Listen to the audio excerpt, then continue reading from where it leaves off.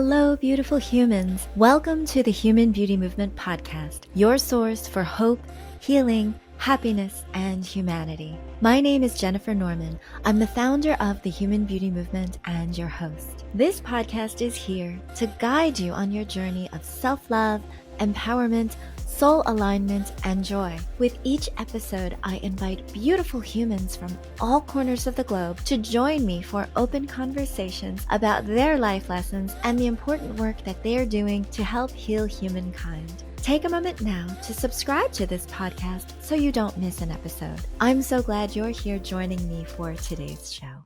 It's a fact, regardless of success, millions of people everywhere feel stuck, anxious, and burned out every day, searching for a way to connect with their true selves. Our guest today, Kyle Smith, knows that struggle intimately and has turned his pain into a powerful path to healing. Kyle Smith is a clarity consultant, mindset specialist, and the creator of NLSE, Neuro-Linguistic Somatic Experience. Combining story work and breathwork, Kyle helps wellness seekers break free from the patterns of negativity, self-doubt, and trauma that hold them back. Kyle's own journey is one of courage and reinvention. After years of undiagnosed depression, he found clarity and fulfillment through his own healing work. With over a decade of experience in health and wellness, Kyle now specializes in identity transformation, self-talk mastery, and moving forward from life's toughest challenges. When he's not empowering clients, Kyle explores his passions, human behavior, philosophy, journaling, plant medicines, and self-actualization. His life principles from persistent self-betterment to being a sovereign,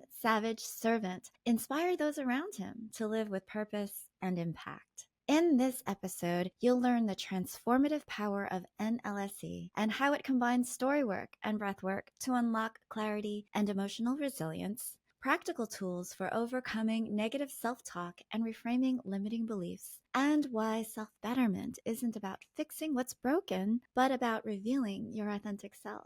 So get ready to gain clarity, inspiration, and actionable strategies to move closer to your best life. Let's dive into this empowering conversation with Kyle Smith. Welcome, Kyle. I'm so glad to have you on the show. Likewise. Thank you very much for the introduction. You are so welcome. I want to know what inspired you to create the Neuro-Linguistic Somatic Experience. How did your own journey shape this development? The big pivot point that I had was in 2016, because I refer to my life before World's Toughest Mudder and after World's Toughest Mudder. And that was an event that I did. And a lot of aha moments came from that experience. Prior to that, I did not have that much respect. I didn't have that much love, compassion, that much care. And I purposefully removed self from all of those because I believe that if we're giving it to ourselves, then the other world's going to get it. And it's just care. It's not self-care because we're ignoring half of the equation. It's just care. And I had very little of much of that. Were you not a nice person? Honestly, I was nice. I was a nice person with poor decision making. Yes. Been there. And I didn't like who I was becoming. I didn't like where I was going. I didn't like how it was impacting the world around me or how I was influencing the world around me. What was a poor decision? Tell me about a poor decision. Well, I would say at that point in time, I was drinking more. So I had less inhibitions and would not make the best decisions with my relationships. There we go. Okay. Yep.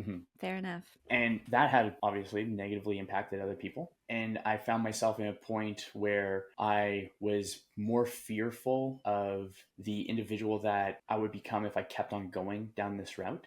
And I was not comfortable and I did not feel abundant in my state of being at that time. So I wanted to change that.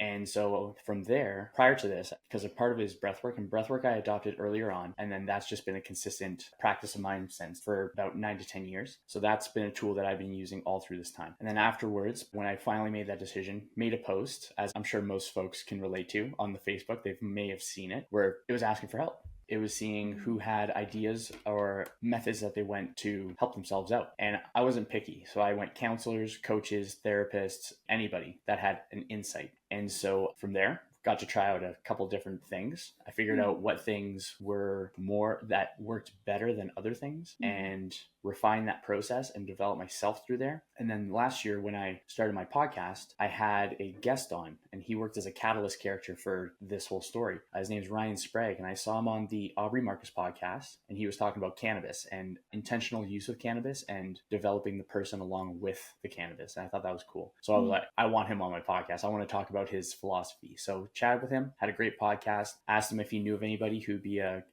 good guest. And he recommended Kimberly Kesting and Mark England. And Mark England is the founder of the Enlifted method, ENLIFTED. And that's where the story work aspect. So I was playing around with my words, understanding how words and how we speak to ourselves and converse with ourselves and how we rebuttal our thoughts. That I started getting in there, and I was like, okay, the words really have something. I know there's something here. And then there's NLP, which is going up into the stories and the words as well. And then storywork came in, and then I utilized storywork and breathwork together to develop NLSE, because I found that those two things were the things that helped me turn my problems into my passions. Got it. So let's break this down a little bit, because you mentioned NLP, which some people have heard about, neuro-linguistic programming, and somatic, which is more about getting into the body and feeling into. A lot of people talk about somatic therapy or somatic healing, like getting into the crevices of your hips and things that are you're holding in your shoulders, or sometimes it's restricting your breath because you're stressed and you're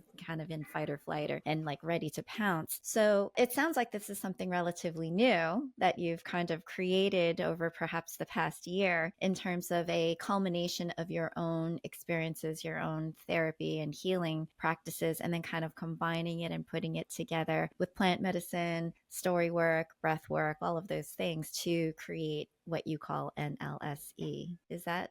NLSE is the breathwork storywork, and it can work with other parts. So, for example, if it's cannabis plus breathwork plus storywork, it could also be sound healing plus breathwork plus storywork. It could also be a variety of things. And I purposefully made it to be holistic enough that I can integrate and supercharge with other modalities, other practices. Cool. Very cool. So let's talk a little bit about storytelling and that whole idea of the stories that we create in ourselves, or the things that we have that we believe about ourselves or about other people, and how that plays into where people might feel stuck. Can you describe how you kind of perhaps get into a story and maybe create a new story for someone? Totally. If it's creating a new story, that's going future setting, or it's going into the past to like make peace with something. For many folks, the resistance to doing things oftentimes from a consistent theme. So a theme could be a fun example I like thinking of, where I think most people can relate to, is a friend of theirs is dating 10 different people, but they're the 10 same person. And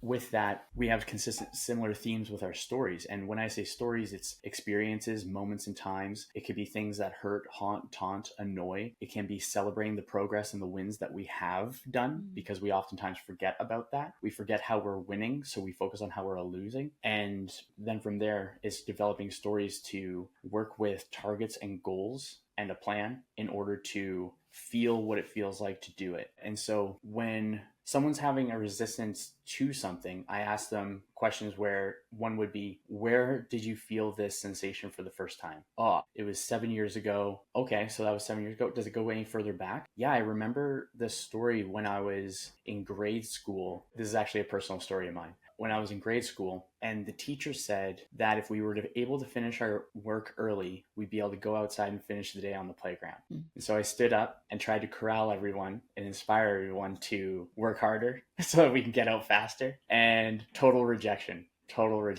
And so that would be a story that had a theme throughout my life, where I had the fear of rejection, and that created resistance in my present in order to prevent me from progressing towards what I want to do. So by going into that story, writing that story, and then being able to, there's a process for it. I'll share it so it's easier. This first step is to title it and write it. And then you write it conversationally, proper grammar, as if you're talking to another person. Err on the side of more detail rather than less detail. From there, and that first step, most people don't do that. They keep the stories up in their head. And in the head, there's an infinite amount of space. There's not a period, and there's not a start, and there's not an end. Uh-huh. And so when we actually take it from our brain, from our one-dimensional brain to our two-dimensional, when we're actually on paper, for example, and we're writing it out, we create distance, both literally and figuratively, from our mind. So we feel less intensity. So then from there, even people doing that, they'll notice a difference in their state of being. They'll notice a shift. Then the second step is to read it out loud. And solo is totally cool, still works. Reading it with someone or reading it to someone, that supercharges the experience because you're sharing your heart. Then from there, step 3, because most folks are reading quickly through the second step, to hold that air up in their breath or up in their chest. When their breath is high and tight, they're good to fight. Low and slow, good to flow, like what you mentioned earlier. And so people will hold their breath up in their chest so that they don't feel what they're reading. So they hold their breath and they try to read through it pretty quickly. Mm-hmm. Some folks try to go like motor mouth style, where they try to go it as quickly as possible. And then I say, no, slow it down. That's ridiculous. Step 3, read it 30% slower or 70% your normal rate of speech. And what this does is it forces our breath into the belly, because we are not going to be able to hold our breath while reading slower. It's going to eventually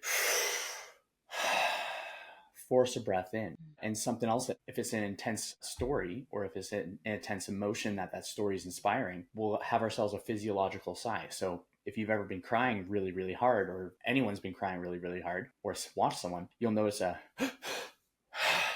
they're crying.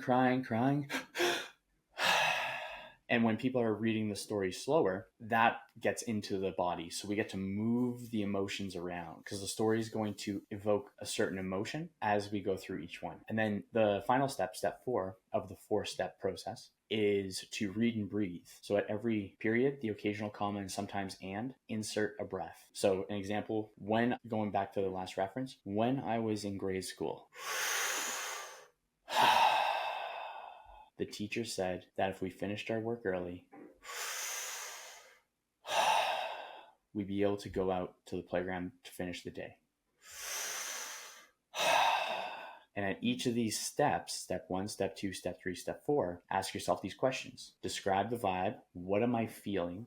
What are the emotions that are coming up? Where do I feel this in my body? And on a scale of 1 to 10, where does the intensity land? The intensity is not negative or positive, because we can have an overwhelming amount of joy. We can have an overwhelming amount of sorrow. So it's a 10 out of 10, subjective to the individual, just what they've based off previous experiences. Mm-hmm. Wow, that is amazing. And I love all of the rhymes that you put in there to help people remember all of the different steps. I don't know how much of that is for other people to remember and how much of that is for me to remember. Well, if it's for you, then it's pretty much for everyone, because it's definitely a very good way for everybody to remember certain things. And it's interesting because I know that we have all heard about the things that we keep up in our heads. And then every time we ruminate on them, we create a new story and we create a new wound, if you will, in the mind.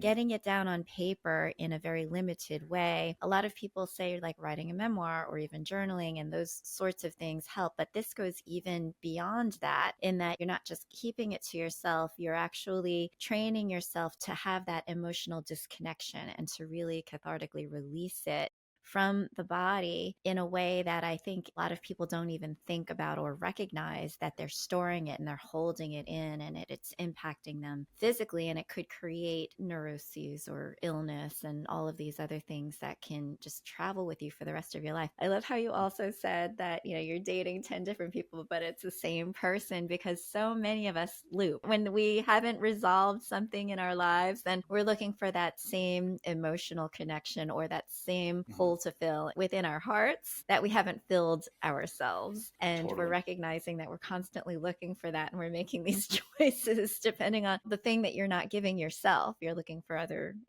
people, and it's just going to continue for the rest of your life until you recognize, like, hey, you can do it yourself. Totally. It's when we realize that we are the common denominator in our problems. It's so true. And something that you said there as well, I wanted to touch on, where it was a disconnect from the story. I would say that it's less of a disconnect and more so of a processing of unmetabolized emotions, or an integration. Yeah. Mm-hmm. Because we're not disassociating with it. We're not allowing it to have power over us. Because disassociation, it's going to come back. Right. Yeah. Fair. Excellent. And I mean, you talk a lot about defeating the victim mentality. And so this can be quite a lot of that, because the victim mentality is a story story that we're telling ourselves, that everybody's out to get us, or this always happens to me, or I'm never going to be X, Y, and Z. You probably, from your story, and a lot of times we don't even recognize where these seeds are planted in our childhood because there's so many experiences that we have. We just kind of amalgamate everything and just create a theme, that theme, and say, well, I'm the victim here. Other people have it so much better, and I have to work so hard to get this much, where other people don't have to work as hard to get whatever it is that we tell ourselves about how we limit ourselves. Can you tell us how this could help somebody defeat victim mentality? Absolutely. I'll start with the definition of victim mentality. Yeah. That way we have a reference point to work from, because I believe that the words victim mentality has been close to a buzzword, if not a buzzword, and it's ambiguous. There's not like a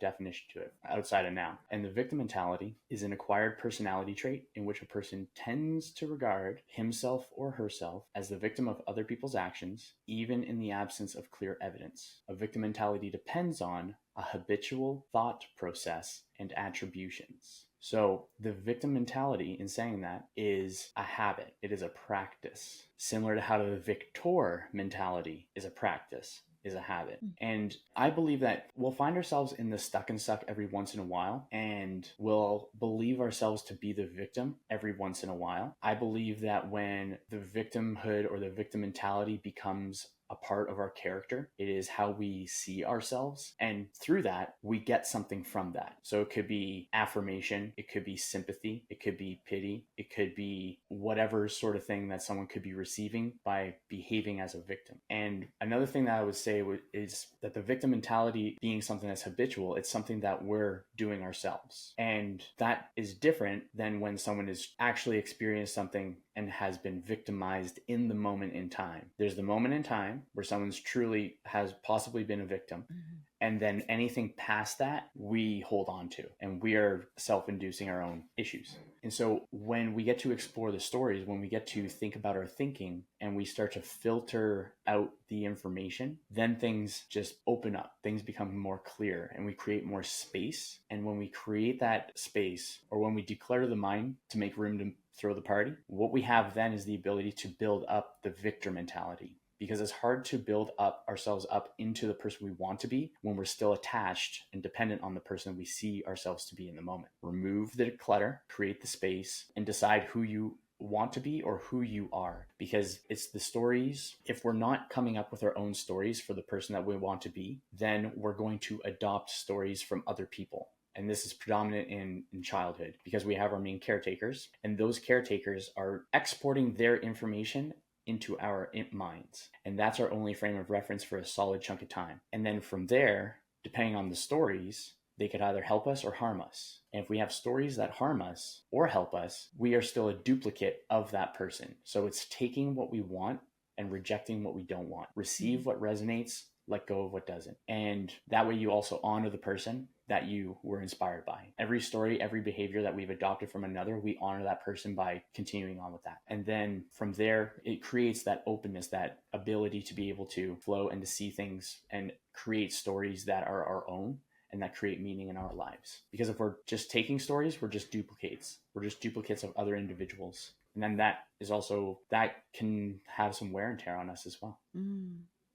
So how then, once somebody recognizes, okay, perhaps this victim mentality is something that I have inculcated into my philosophy of who I am and how I operate, but yet I don't want to be this way. I want to escape this. Do you take them through the NLSE experience so that they can essentially move from victim mentality to victor mentality? Absolutely. Yeah.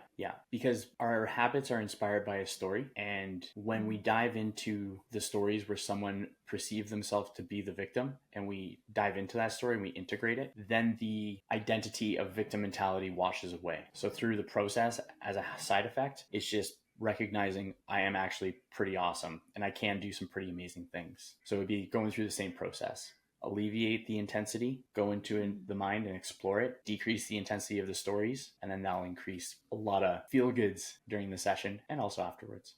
A lot of times people will look at specific time points that have a lot of, I guess, like visceral emotion, and those are the things that they remember. And they will discount or discard a lot of those experiences that are contrary because they don't line up with that story that they've been telling themselves. Is part of the process to essentially uncover and reveal some of those other facets of their experiences to say, hey, well, that's not true because look at this and look at that and look at that. And so it helps to build up almost this deniability of that victimhood and create more of a sense of accomplishment or victory that they can then attach and take forward. Totally. So there's not too much investigation into the story itself because our memories are a reconstruction. So in psychology, memories are not considered an objective thing. They're most influenced by our present state of being. So how we're feeling in the present is either going to inspire us to have a positive or negative outlook on the past. So the stories are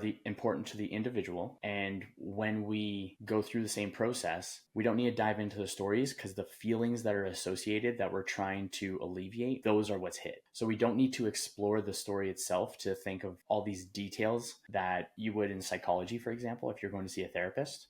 It's just the story and the meaning that this person attributes to that story. Then at the end, where we go through the 4-step process, I ask them, what does this story mean about you? What does the story mean to you? What does the story mean about your ability to be resilient even in the face of hardship? What does this story mean? And when people can attribute their own meaning rather than another person's meaning, then they can actually see something that they went through that was difficult as something that actually was a catalyzing moment in inspiring the person to be able to pursue something with that possibly or become stronger from it in general. Yeah. So it's just not the details, it's going into the feels. Once the feels are alleviated, then that opens up the opportunity to explore what we want to do. Interesting. I would imagine that with storytelling, the language that we're using is also very important. How do you think that language shapes the way that we think and maybe choosing better words for a future state and how we kind of tease that out of the process as well? Absolutely. I believe that the thing that helps with our thinking the most is decreasing uncertainty and ambiguity and increasing decisiveness and clarity. And the easiest way to do that, and it's words that everyone's experienced, probablys, might, could, should, might have, could have, any of those combinations. Those are soft talk. Then we have solid talk. Soft talk is that ambiguous narration. Solid talk is you're speaking with solidity. It's you know it. And a way that I like to think of the difference between the two is if you can have a question after a statement, it's soft talk, not solid talk. So an example would be, I might be able to make it to the party for 5 p.m. I could make it to the party for 5 p.m. I should make it to the party for 5 p.m. I might be able to make it to the party for 5 p.m. Perhaps I'm going to make it to the party for 5 p.m. Those are all soft talk words. Solid talk, I'm going to make it to the party for 5 p.m. I'm not going to the party. And so it decreases the ambiguity. And what this does for our mind is on the very low scale, I mentioned before, like we were talking about before, microdosing gratitude, it's microdosing decision making. Yeah. And so when we are develop competence in our decision making in the small things, as our decisions and our ability to make decisions expands, we can make bigger decisions and feel confident in our ability to make those decisions. And so by removing the soft talk, by removing that ambiguity, we have a consistent stream of thought. We're making decisions so we respect ourselves. We respect the other person because they're not living in uncertainty or ambiguity. Is that person going to show? Is that person not going to show? I'd rather if they just told me that they're not going to show if they just want to say that they might be able to make it. And so when we have that decision, the decisiveness, then our thoughts become clearer too, because there is a clear difference between our internal narratives that's helping us and harming us. I think that a lot of people who tend towards people pleasing, or even in some cultures, it's seen as rude if you're too direct. And so there is a tendency to go, oh, yes, perhaps I'll be there. Or yes, that sounds like a great idea, and leave it open versus making the hard line and saying, I can't do this, or not tonight, or this isn't for me, boundary setting. And that's where a lot of people it takes a lot of practice for people who are used to saying, oh, well, what would it hurt? Or I may as well just try to show up because that person expects me to, and it'll make me seem good. And so you're giving a bit more of yourself than you really want to. And then afterwards, you might feel resentful, or you're just like not happy with that full decision. So having that ability to practice solid talk and to practice clarity and decision making, those micro doses of decisiveness and solid talk, is so helpful. I found that it was really, really compelling. Even certain things in language I had learned, I think that it was Jack Canfield who had mentioned, he was talking to, I think, Ram Dass, and Ram asked him like, oh, how are you doing today? And he said, I'm too busy. And then Ram said, take the word too out of it and just say, I'm busy. I mean, because even that word too has a bit of judgment, or it has a bit of disempowerment in it. And we don't even realize like those little tiny things that we build into the way that we feel about ourselves and our decisiveness and the small and the soft talk, shall I say. Totally. I really like that. And it's very true. It's amazing what one word can do in an adjustment. Like it can reframe so many things in such an instant, Yes. where it's more accurate. It's not, I like what you said there about too busy. With the two, it's burdensome. You are a slave to the busy. Yeah. Rather than being busy, you're a slave to busy. Yeah. It's interesting. Yeah. You also talk about words as ethereal macronutrients of the mind, which to me is like, what? I've never heard of that phrase before. You have to unpack this metaphor and explain how like those choices of words impact our thoughts and actions. Totally. So very much inspired by the last 13 years of me being a personal trainer. And our food is the building blocks of our body. We have our carbohydrates, we have our fats, and we have our proteins. Those are the macronutrients. The quality of the macronutrients that we feed our body is going to impact the quality of the body itself. Feed our body quality food, we're going to have a quality body. Feed our body negative food, we're not going to be living in the way that we want to. It's going to negatively impact us in some way. Words, I view as the ethereal macronutrients of the mind, because when we feed our mind quality words, we have quality thoughts. When we feed our mind shit words, we're going to have shit thoughts. And so this goes to the solid talk, soft talk part as well, where we're removing the ambiguity and we're feeding our mind with information that we're catering. We're choosing the words that we're consuming. And consuming could be thought. Even though it's within us, it could be a story or a sentence that comes up, and it could have one or two effects. It could let it go and just accept the thought as it is and be like, yep, you know what? You're right. I am a piece of shit. When we can rebuttal the conversation and say, that's not true. I'm not a piece of shit because blah, blah, blah, blah, blah. These are the references. Yeah. And so I actually change it from where it's self-talk to self-conversation. And once again, removing the self, it's just conversation. And so when we rebuttal our thoughts rather than accept our thoughts, then that also contributes to us thinking clearer and cleaner and better quality words.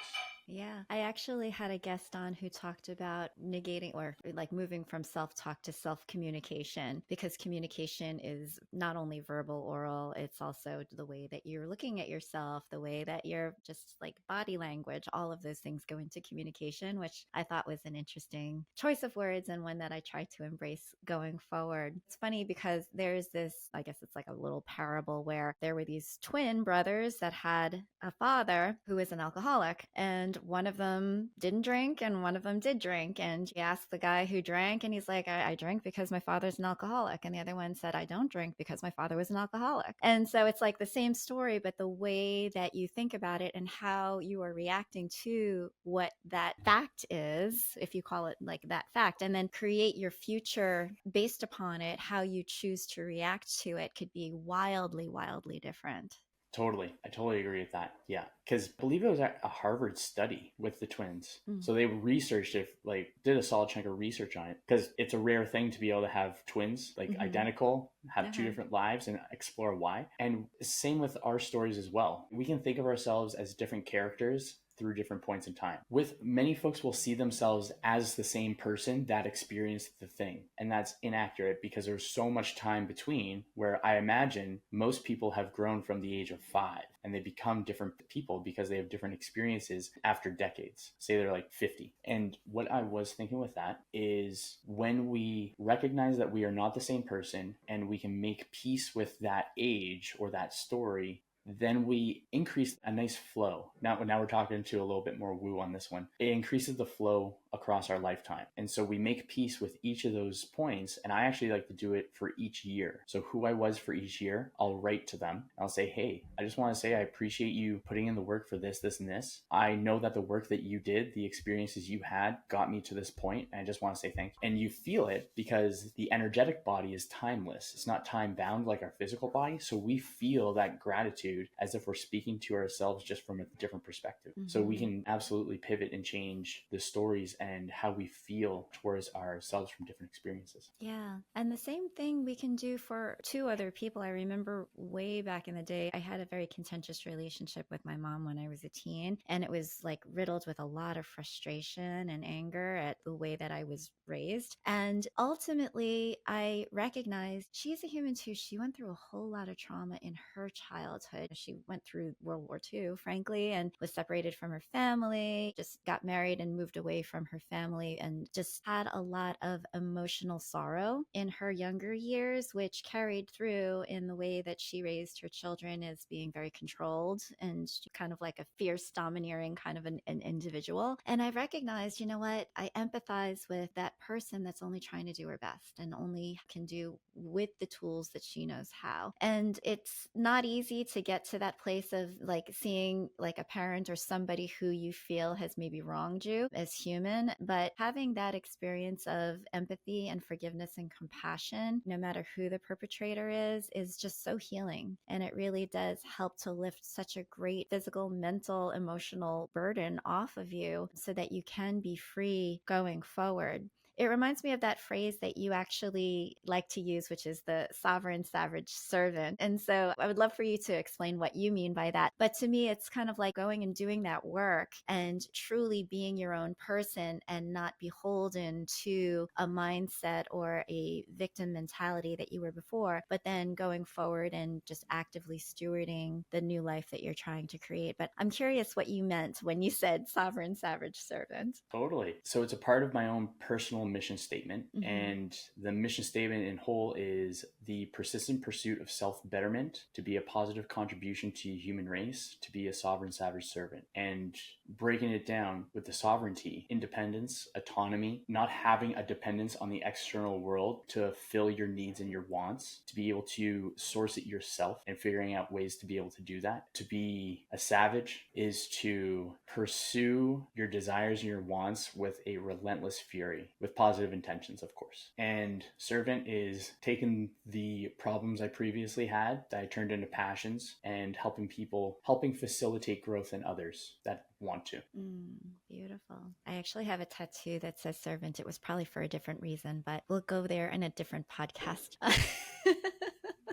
Cool. So I'm curious, like if listeners could take away one powerful lesson or practice from our conversation today, what would you hope that would be? Oh, that's such a great question. Oh, I'll go with the two main ones I said. Okay. The first one would be soft talk, solid talk, and write down sentences. And the places you'll notice it the most is in your texts. And when you become more aware of your own soft talk, you hear soft talk everywhere else. Mm-hmm. And that's interesting. That's an interesting experience. Do you call people out on it and say, okay, are you or not? You know, depends on the context of the situation. Sometimes I will, if it's something like specific. Well, otherwise I'll if just you're let it flow. coaching, you know, and then yeah. It's just like, yeah, I'm calling you out on it. But totally. Do you do it in your, I guess if you're in a solid relationship, then yeah, you should be able to be, I try not to use the word should, but there we go. I should on myself. You should on yourself, yeah. Yeah, I say don't shit on yourself. Totally. That's one of my catchphrases. But yeah. So then the soft talk for sure. And then if someone does the 4-step process, I want them to reach out to me and DM me and see what their experience is like. Yeah. And I'll answer any questions on it. So those would be the two things. Oh, sweet. Okay, so how can people DM you? How can people get in touch with you to let you know their experience? For any social platforms, I'm DapperDudeKyle, DapperDudeKyle. You are a dapper dude. Thank you. It's actually a part of a character construction frame that I have too, where it's developing the identity. And there's the inner rival role model, and the Dapper Dude is my role model, while Mr. Simpleton is my rival. Interesting. Yeah. Okay. And then ClarityConsultant.ca. That's my website. ClarityConsultant.ca. Okay, everyone. Kyle Smith is here to be your clarity consultant. No more soft talk. No more soft talk. We're going for solid talk, and we are going to be sovereign, savage servants to our self-betterment. Thank you so much, Kyle, for being my guest on the Human Beauty Movement podcast today. It was so much fun. Thank you very much for having me. I had a great time.